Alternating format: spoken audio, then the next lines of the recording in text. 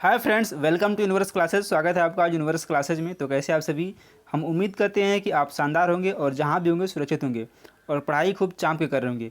आज इसमें हम बात करेंगे टॉप 10 इतिहास के क्वेश्चन की, जो कि UP, TGT, PGT, LT grade और भी सभी जीएस के पॉइंट ऑफ व्यू से इंपॉर्टेंट होगा। तो रोज़ ये क्विज होगा, सुबह 12 दोपहर में 12 बजे होगा और ये डेली एक क्विज होगा जो कि 10 क्वेश्चन का होगा। आप 10 क्वेश्चन में कितना सही कर पाते हैं कमेंट बॉक्स में कमेंट जरूर करिएगा। आज ये पहला क्विज है तो आप इसको अटेम्प्ट जरूर करें।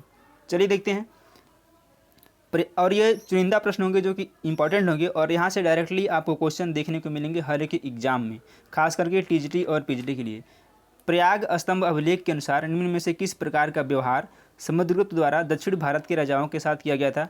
उनका हिंसक उन्मूलन किया गया था, बंदी बनाकर मुक्त कर देना, उनकी अस्थायी प्रतंत्रता, या फिर उनके संपूर्ण विस्थापन के पश्चात उनके राज्य का अधिग्रहण?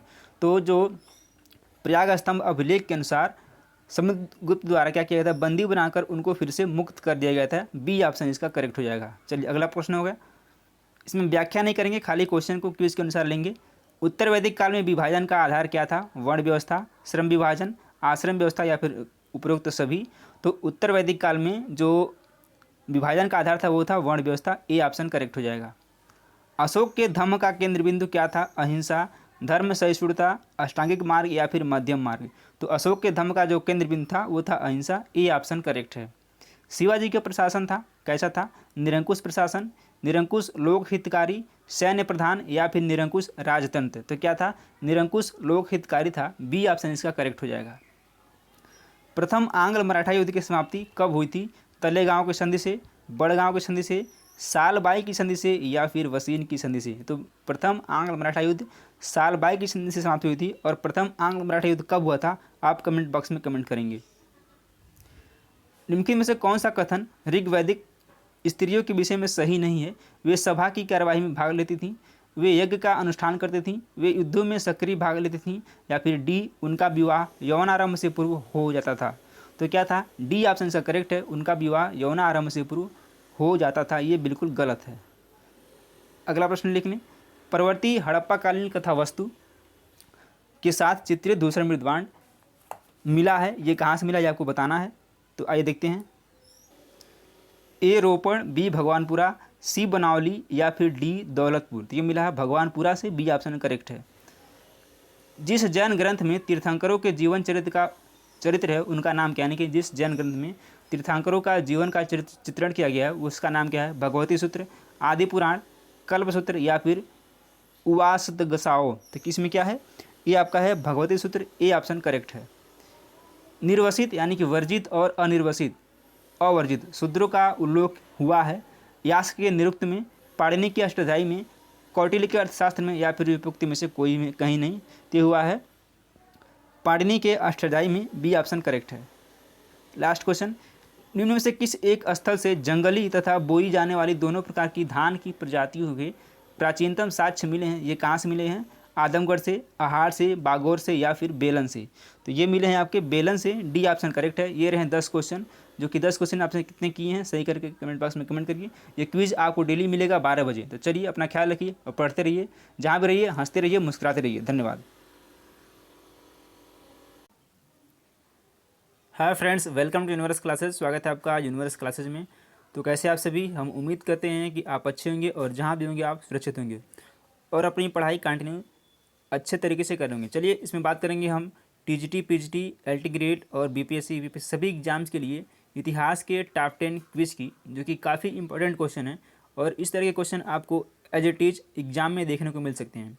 ये हमारा क्विज का पार्ट नंबर 2 है। रोज़ दोपहर में 12 बजे एक क्विज होता है जो कि 3 से 4 मिनट का होता है, लेकिन ये 3 से 4 मिनट आपको 10 क्वेश्चन ऐसे चुनिंदा क्वेश्चन को देख के जाता है जो कि आपके एग्जाम के पॉइंट ऑफ व्यू से काफ़ी इंपॉर्टेंट है। चलिए देखते हैं आज के इस महत्वपूर्ण सेशन को। पहला क्वेश्चन है, निम्न में से किसमें विख्यात गायत्री मंत्र का उल्लेख है? ऋग्वेद, यजुर्वेद, अथर्ववेद, या फिर सामवेद? तो ये किसमें है? ये ऋग्वेद में है। ए ऑप्शन करेक्ट है। अगला प्रश्न लेते हैं। ऋग्वेद में कौन से देवता सहस्त्र स्तंभों वाले भवन में निवास करते हुए वर्णित हैं? इंद्र व अग्नि, यम व यमी, उषा व सूर्य, या फिर मित्र एवं वरुण? तो ये तो कोई यम व यमी कोई देवता नहीं है। ये कौन हो जाएंगे? इंद्र व अग्नि। ऑप्शन नंबर ए करेक्ट है। ताम्र संचय का संबंध किससे है? चमकीले लाल मृदभांड से, गैरिक मृदभांड से, काले और लाल मृदभांड से चित्रित धूसर मृदभांड से। तो दोस्तों इसका जो करेक्ट आंसर है वो सी ऑप्शन, काले और लाल मृदभांड से। ऑप्शन नंबर सी बिल्कुल करेक्ट है। निम्नलिखित में से किस एक शासक ने अधिकारियों को भरण पोषण के लिए भूमि अनुदान में दी थी? ये प्राचीन काल की बात हो रही है। बिंबिसार, चंद्रगुप्त मौर्य, अशोक या फिर हर्षवर्धन? तो ये दिया था हर्षवर्धन ने। डी ऑप्शन इसका बिल्कुल सही है। चलिए दोस्तों अगला प्रश्न देखते हैं। अपने वृत्तांत में फाहियान उल्लेख नहीं करता है मध्य देश में शांति व व्यवस्था का, दंड न्याय की कठोरता का, चांडालों का समाज बहिष्कृत के रूप में, या फिर आम लोगों में निरामिषता का? तो क्या नहीं, ये भी करता है उल्लेख, ये भी करता है, ये भी करता है, लेकिन जो बी ऑप्शन है दंड न्याय की कठोरता का उल्लेख नहीं करता है। इस वजह से ऑप्शन नंबर बी इसका करेक्ट है। दी पेरिप्लस ऑफ एरिथ्रियन सी काफ़ी इंपॉर्टेंट पुस्तक है और ये आपके सभी एग्जाम्स के लिए, खासकर टीजीटी पीजीटी यहाँ तक कि यूजीसी नेट के लिए भी ये क्वेश्चन इंपॉर्टेंट है। दी पेरिप्लस ऑफ एरिथ्रियन सी जो ईसा की प्रारंभिक शताब्दियों में भारत के व्यापार पर प्रकाश डालता है कि लेखक कौन है? टालमी, स्ट्रैबो, प्लिनी या फिर अज्ञात? तो ये पुस्तक क्या है? अज्ञात है। डी ऑप्शन करेक्ट हो जाएगा। 1960 में कांग्रेस का अध्यक्ष कौन था? दादा भाई नौरोजी, गोपाल कृष्ण गोखले, रास बिहारी बोस या फिर लाला लाजपत राय? तो इसका तो correct option option number A है। ऑप्शन नंबर ए, दादा भाई नौरोजी 1906 में कांग्रेस के अध्यक्ष थे। लेकिन आपको एक क्वेश्चन में दे रहा हूँ जो कि आपको कमेंट बॉक्स में कमेंट करना है। 1939 में कांग्रेस के अध्यक्ष कौन थे? ये आपको कमेंट बॉक्स में कमेंट करना है। अगला प्रश्न है, निम्नलिखित में से किस वर्ष इनफील्ड राइफल भारत में प्रवर्तित की गई थी? ये आपको पता है कि 1897 की जो क्रांति हुई थी इससे संबंधित है। और इनफील्ड राइफल के उस समय जब ये प्रवर्तित हो गई तभी से जो है सैनिकों में असंतोष फैल गया था। तो ये कब हुई थी? 1852, 1857, 1854 या फिर 1856 में? तो जो है ये परिवर्तित हुई थी 1856 में। डी ऑप्शन इसका बिल्कुल सही है। मदर इंडिया पुस्तक के लेखक कौन है? Lala Lajpat Rai, Subhash Chandra Bose, lady Katherine Mayo या फिर जयप्रकाश नारायण? तो मदर इंडिया की जो पुस्तक है उसके लेखक हैं Lady Katherine Mayo. C option correct है। आपको बताना है कि सुभाष चंद्र बोस ने कौन सी रचना की है।